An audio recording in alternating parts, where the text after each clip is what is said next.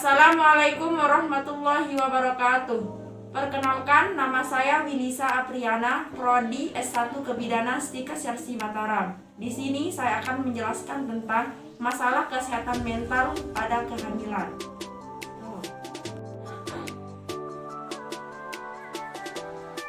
Assalamualaikum Bu. Waalaikumsalam. Silakan masuk Ibu. Terima kasih. Silakan duduk Bu. Ibu, perkenalkan, saya bidan Wilisa yang bertugas pada malam hari ini. Baik Ibu, sebelum itu saya ingin mempersiapkan alat yang dibutuhkan.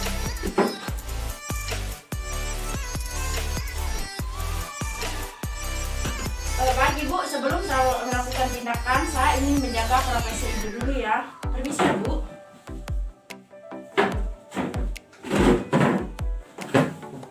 Bagi Ibu, di sini saya akan menjelaskan tentang masalah kesehatan mental pada kehamilan. Bagaimana Ibu? Apakah Ibu sudah menyetujuinya? Jika Ibu sudah menyetujui, Ibu bisa tanda tangan di sini. Silakan Bu.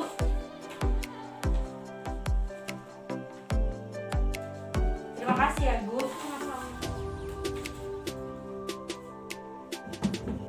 Langsung saja Bu ya. Di sini saya akan menjelaskan tentang kesehatan mental pada kehamilan. Pertama itu ada depresi. Dampak depresi saat hamil bisa menyebabkan janin berisiko mengalami gangguan perkembangan, lahir dengan berat badan rendah atau lahir prematur. Selain itu, jika depresi berlanjut sehingga setelah melahirkan, ibu kemungkinan besar tidak memiliki keinginan untuk merawat bayinya. Dan cara mengatasinya itu, satu, mencari pertolongan dari tenaga kesehatan, menerapkan pengobatan alami untuk depresi.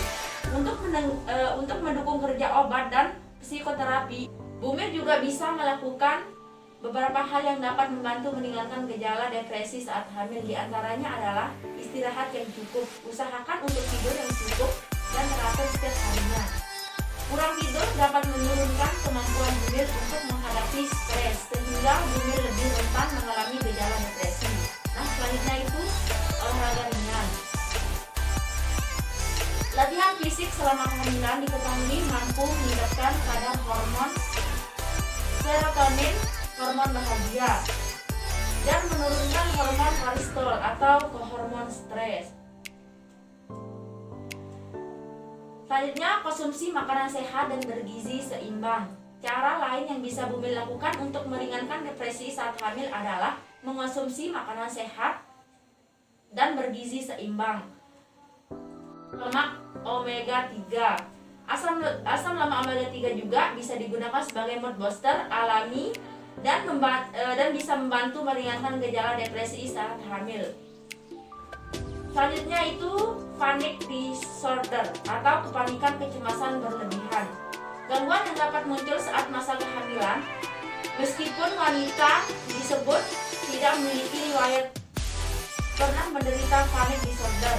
Hal ini dapat muncul dari rasa cemas dan stres yang ditandai dengan peningkatan hormon kortisol, hormon yang keluar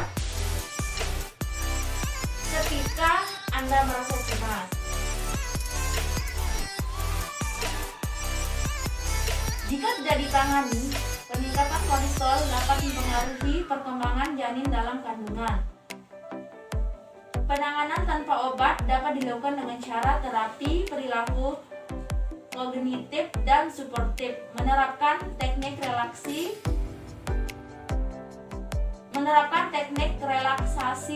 penerapan sleep hygiene, serta pengaturan pola makan. Selanjutnya itu ada kecemasan.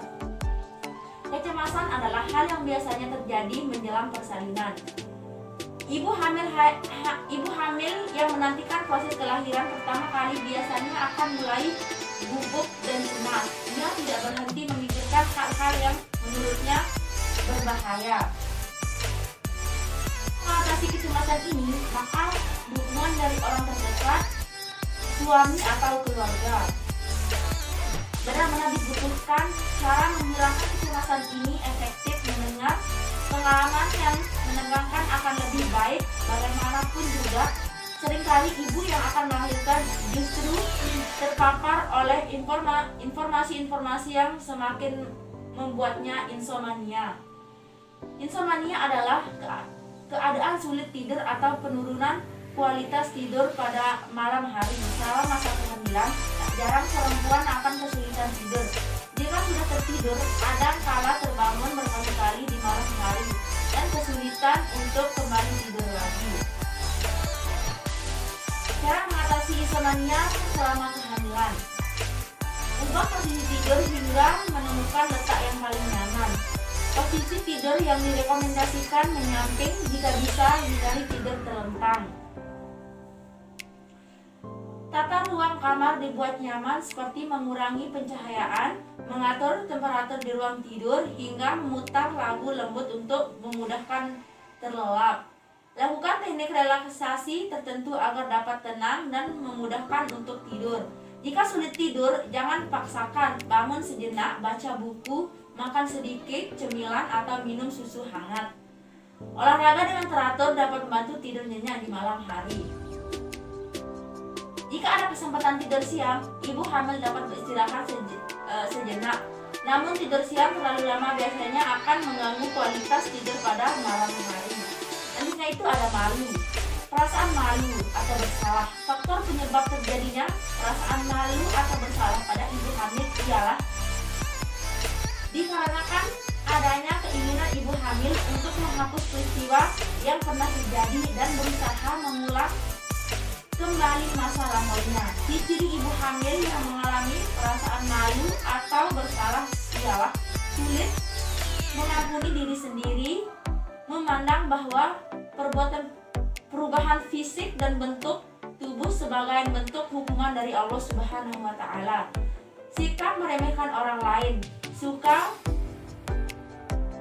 mengkambing hitamkan orang lain, merusak dirinya sendiri dengan keinginan aborsi, lekas marah, sedih, dan gelisah.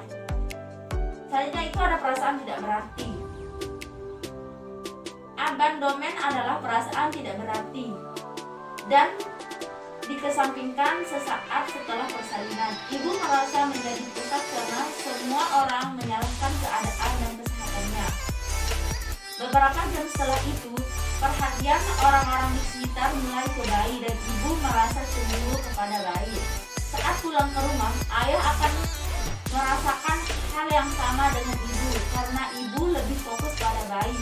Perawat harus membicarakan hal ini pada ayah dan ibu serta bersamaan. Bagaimanapun juga, peran orang tua adalah sama dalam perawatan bayi. Melakukan perawatan bayi secara bersamaan akan membantu orang tua memiliki peran yang sama dalam perawatan bayi.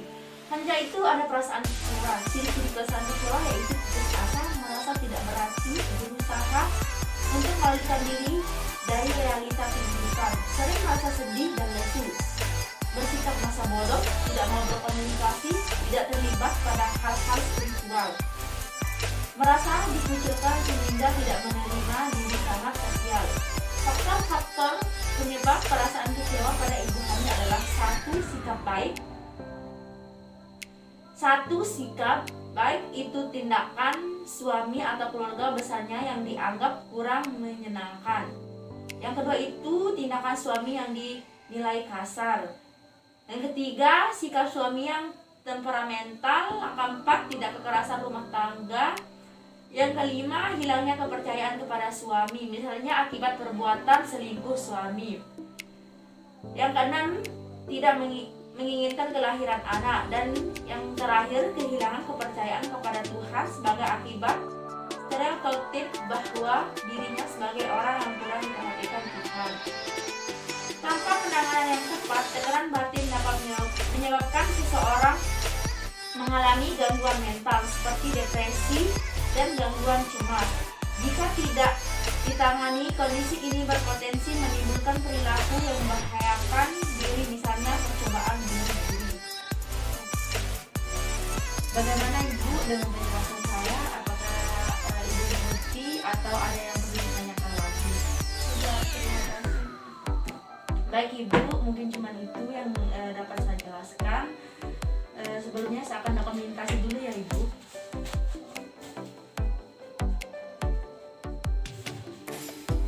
Sekian dan terima Terima kasih Bu. Wassalamualaikum warahmatullahi wabarakatuh.